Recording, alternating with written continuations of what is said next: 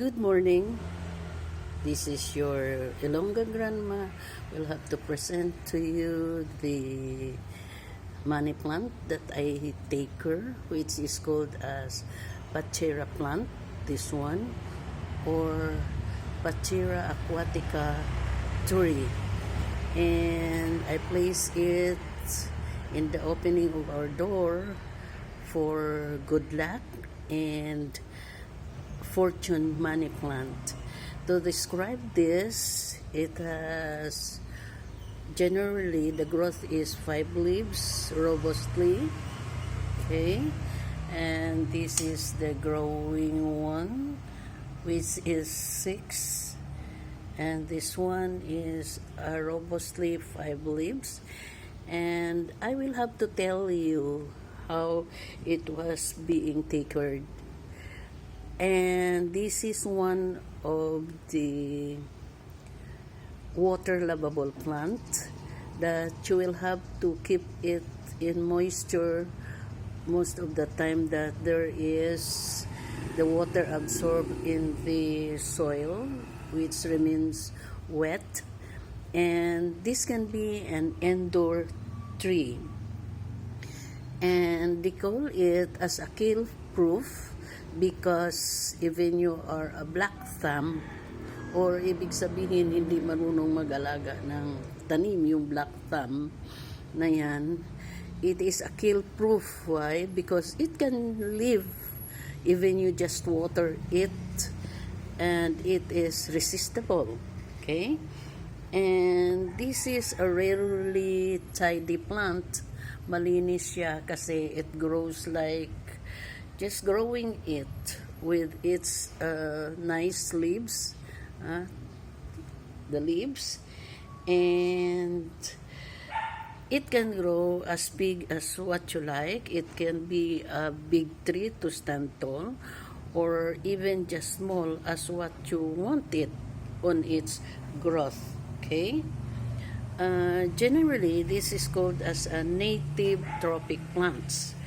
It grows in a tropic areas. Either it is under sunlight or moderate temperature, and generally it loves moisture, okay. It loves moisture, and if you have its growth, it can be indirect sunlight, and I'll repeat, it loves moisture, and generally you can water it consistently 1 or 2 times a week, and you must have to wet all the topsoils in watering it, and be sure that once you water it on the topsoil, it has what we call the drain holes, yung butas na kung saan dadaan yung tubig, na hindi siya magiging stagnant dyan sa iyong pot. So once you water it all on the topsoil, sa topsoil niya, and it will have its drain hole. And generally, you can water it 1 to 2 times a week, so that it will have to grow, because this plant loves moisture, okay. And in its longevity, if you would like that, it will have to be a Pachira Aquatica tree, that it will have to stand tall, and it will have in a longer life. It needs to be fertilized 3 to 4 times a year. So every 3 or 4 months, you must have to fertilize it in a year.